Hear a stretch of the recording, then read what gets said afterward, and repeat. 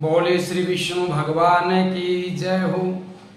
हम भगवान से प्रार्थना करते हैं कि आप सभी को भगवान अच्छे अच्छे आशीर्वाद दें और आप अपने घरों में बड़े खुशी से रहें। अब की बार अधिक मास है, जिसे पुरुषोत्तम मास भी बोलते हैं, लौंद का महीना भी बोलते हैं।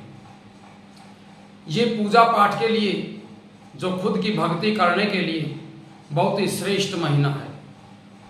इसमें जो भी दान पुण्य किया जाता है, भगवान का गुणगान किया जाता है, उसका अनंत गुणा फल प्राप्त होता है। लेकिन इस महीने में कोई नया मुहूर्त आदि नहीं किए जाते हैं। भक्ति के लिए ये महीना बड़ा श्रेष्ठ है। अब हम आपको लौंद महीने के यानी पुरुषोत्तम मास के शुक्ल पक्ष की एकादशी की कथा सुनाते हैं। इस एकादशी का नाम पद्मिनी एकादशी है। धर्मराज युधिष्ठिर बोले कि हे भगवान, अब आप हमें लौंद महीने की यानी पुरुषोत्तम महीने के एकादशी के बारे में बताइए। उस एकादशी का क्या नाम है तथा उसके व्रत की क्या विधि है, यह हमें समझा करके बताइए। श्री कृष्ण भगवान बोले कि हे युधिष्ठिर, लौंद महीने की एकादशी का नाम जो शुक्ल पक्ष में आती है, उसका पद्मिनी नाम है। इस एकादशी के व्रत से मनुष्य विष्णु लोक को पहुंच जाता है। हे राजन, इस विधि को मैंने सबसे पहले नारद जी को बताया था। वह विधि अनेक पापों को नष्ट करने वाली तथा मुक्ति और भक्ति को प्रदान करने वाली है। आप ध्यानपूर्वक ये कथा सुनिए। दसवीं के दिन व्रत की शुरुआत करनी चाहिए और कांसे के पात्र में भोजन, मांस, मैसूर, चना, शहद, साग और पराया अन्न दसवीं के दिन से ही त्याग कर देना चाहिए। इस दिन हविष्य भोजन करना चाहिए। भोजन कम मात्रा में करना चाहिए जिससे आलस्य ना हो, और नमक भी नहीं खाना चाहिए। उस रात्रि को भूमि पर शयन करें। ब्रह्मचर्य पूर्वक रहना चाहिए। एकादशी के दिन प्रातः काल उठ करके नित्य क्रिया स्नान आदि, दातुन आदि से निवृत्त होकर के कुर्ला करें और पुण्य क्षेत्र में जाकर के स्नान आदि करना चाहिए। उस समय गौ में मृतिका, तिलकुश तथा आमल की चूर्ण से विधि पूर्वक स्नान करना चाहिए। जो गौ में है, जिसे गोबर बोलते हैं, गौमूत्र है, इनसे स्नान करना चाहिए। मिट्टी से स्नान करना चाहिए और आंवले का चूर्ण लेकर के उसे स्नान करना चाहिए। स्नान करने से पहले शरीर से मिट्टी लगा करके उस मिट्टी से प्रार्थना करनी चाहिए कि हे मृतिके, तुमको भगवान ने सतबाहु रूप धारण करके पाताल से निकाला था। ब्रह्मा जी ने तुम्हें दे दिया था। भगवान विष्णु ने पाताल से निकाल करके आपको ब्रह्मा जी को सौंप दिया था और कश्यप जी ने तुमको मंत्र से पूजा था। इसलिए तुम मुझे भगवान की पूजा करने के लिए शुद्ध करो। समस्त औषधियों से पैदा हुई गौ के पेट में स्थित रहने वाली और पृथ्वी को पवित्र करने वाली तुम मुझे शुद्ध करो। ब्रह्मा के थूक से पैदा होने वाली हे रात्रि, तुम मेरे शरीर को छू करके मुझे पवित्र करो। हे शंख चक्र गदाधारी देवों के देव जगन्नाथ, आप मुझे स्नान के लिए आज्ञा दीजिए। इसके बाद वरुण मात्र को जप करके स्नान करना चाहिए।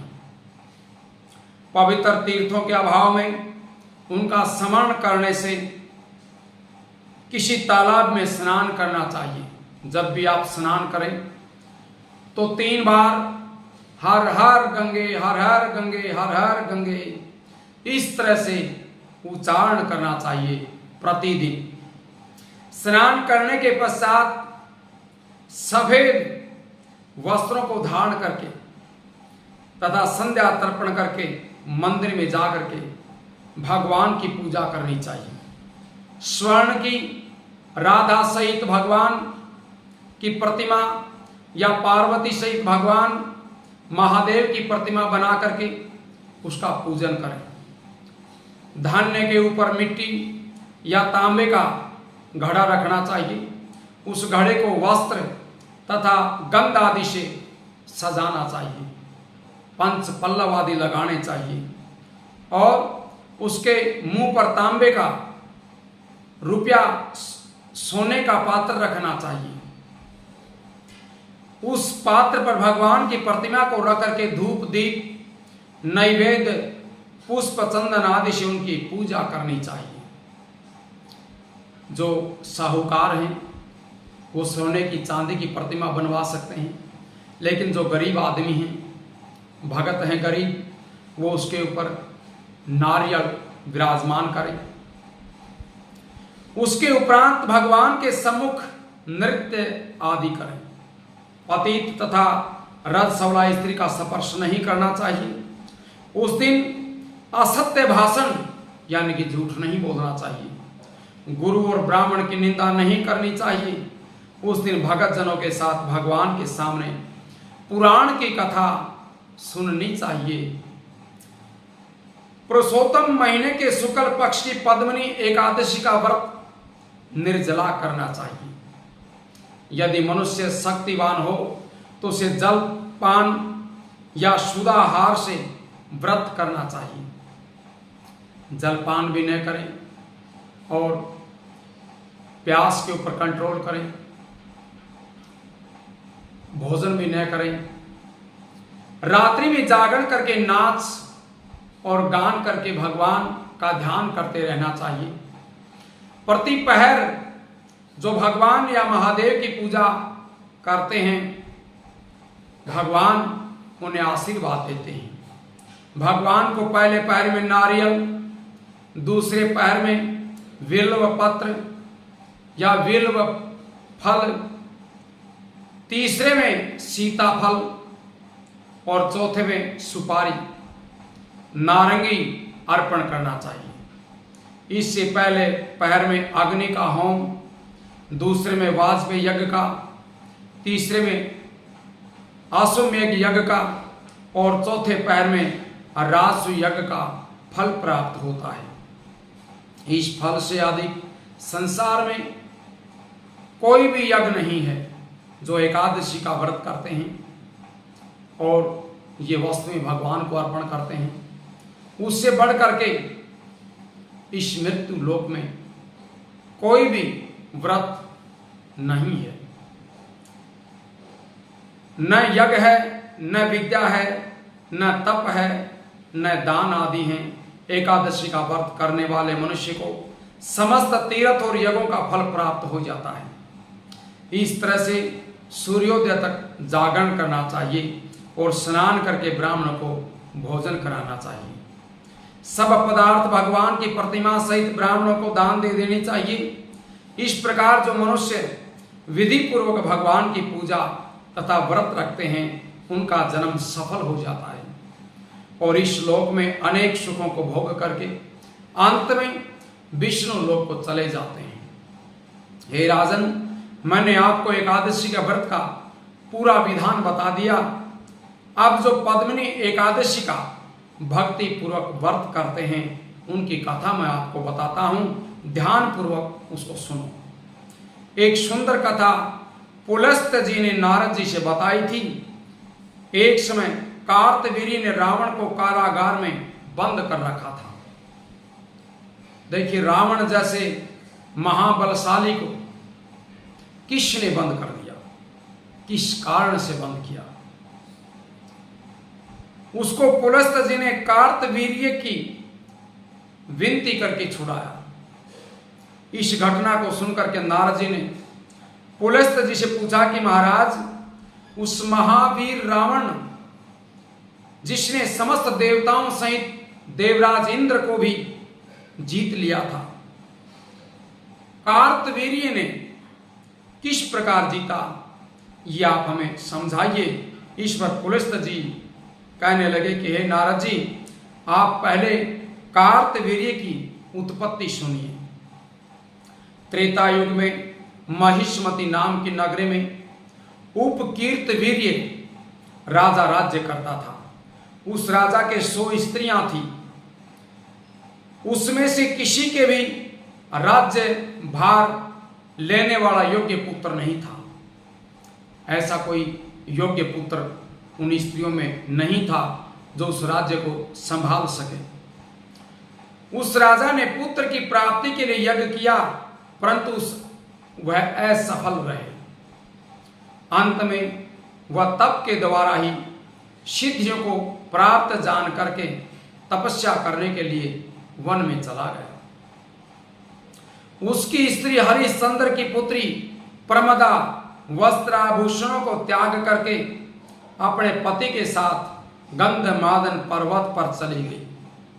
जो हरिश्चंद्र की जो पुत्री प्रमदा, वो इनकी पत्नी थी। उस स्थान पर इन लोगों ने 10,000 वर्ष तक तपस्या की, परंतु सिद्धि प्राप्त नहीं हो सकी। राजा के शरीर में केवल हड्डियां रह गई। ये देखकर के प्रमदा ने विनय सहित महासती अनसुईया से पूछा कि मेरे पतिदेव को तपस्या करते हुए 10,000 वर्ष बीत गए, परंतु अभी तक भगवान प्रसन्न नहीं हुए हैं जिससे मुझे पुत्र की प्राप्ति हो सके। अब आप मुझे कोई ऐसा व्रत बताइए जिससे मुझे पुत्र की प्राप्ति हो सके। इस पर अनसुईया जी कहने लगी कि पुरुषोत्तम महीने में, यानी कि लौंद के महीने में जो 32 महीने के बाद आता है, 3 साल के बाद जो मास आता है, उनमें 2 एकादशी होती हैं, जिसमें शुक्ल पक्ष की एकादशी, उसका नाम पद्मिनी एकादशी है, और कृष्ण पक्ष की एकादशी का नाम परमा एकादशी है। उसके जागरण और व्रत करने से भगवान तुम्हें अवश्य ही पुत्र प्रदान करेंगे।